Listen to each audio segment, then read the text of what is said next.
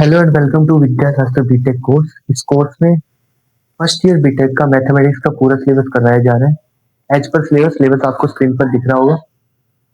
इस complete syllabus series के BTech course की सीरीज में हमने मोमेंट्स तक पढ़ लिया है। पिछले लेक्चर में मोमेंट्स तक पढ़ लिया। इस लेक्चर में हम स्क्यूनेस के बारे में जानेंगे। स्क्यूनेस क्या होता है, आज देखेंगे स्क्यूनेस होता क्या है और स्क्यूनेस को निकालते कैसे हैं। चार मेथड है स्क्यूनेस को निकालने के, आज डिस्कस करेंगे।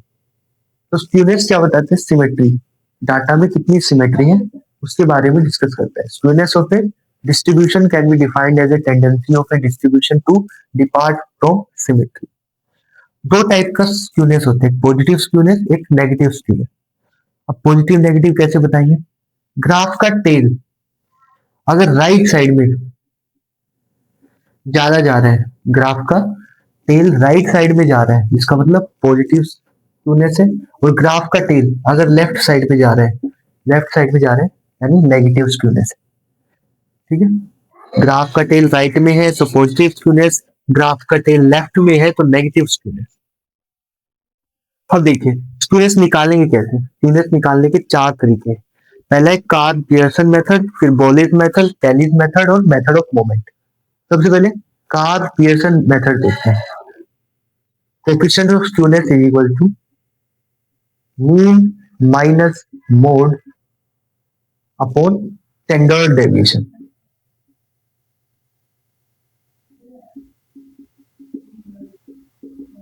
ठीक है, mean minus mode is equal to standard deviation. ये क्या होगा? स्क्यूनेस निकालने का Karl Pearson method. Karl Pearson method, अगर किसी डाटा में मोड इल डिफाइंड है, मोड डिफाइन नहीं है किसी डाटा में, if mode is not defined, तो हम वो रिलेशन यूज करेंगे स्टैटिस्टिक में जो होता है mode is equal to 3 median minus 2 mean. ठीक है, तो ये जो मेथड था ये क्या था? Karl Pearson method of skewness. Skewness निकालने का कार्ल पियर्सन मेथड क्या है? Skewness equal to mean minus mode upon standard deviation. अगर मोड नॉट डिफाइंड है तो मोड को कैसे यूज करेंगे? 3 मीडियन माइनस 2 मीन यूज करेंगे। नेक्स्ट है Bowley's method. Bowley's method of skewness निकालने का Bowley's method. S K is equal to, इसका फॉर्मूला है Q3 plus Q1 minus 2 median, Q3 plus Q1 minus 2 median upon Q3 minus Q1। हमने quartile deviation वाले lecture में Q1 Q3 निकालना सीख रखा है, Q1 Q2 Q3 निकालना सीख रखा है। मीन मोड मीडियन वाले लेक्चर में मीडियन निकालना सीख रखा है। तो कोई भी डिस्ट्रीब्यूशन आए, तीनों चीजें निकालिए और फॉर्मूले में पुट कीजिए तो आपका स्क्यूनेस आ जाएगा। किस मेथड से? बाउलीज मेथड। ये क्या था? कार्ल पियर्सन, ये baolis.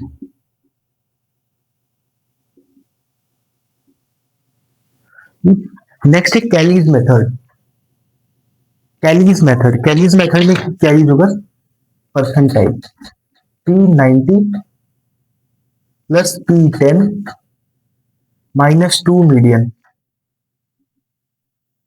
Upon P50 minus P10।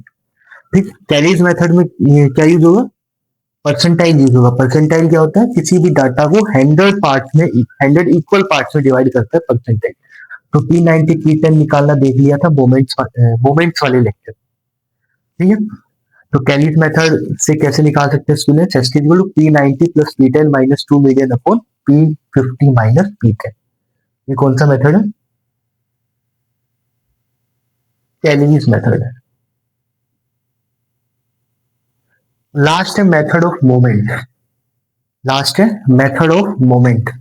Method of moment से कैसे निकालेंगे? यहां लिख देता हूं, skewness by method of moment.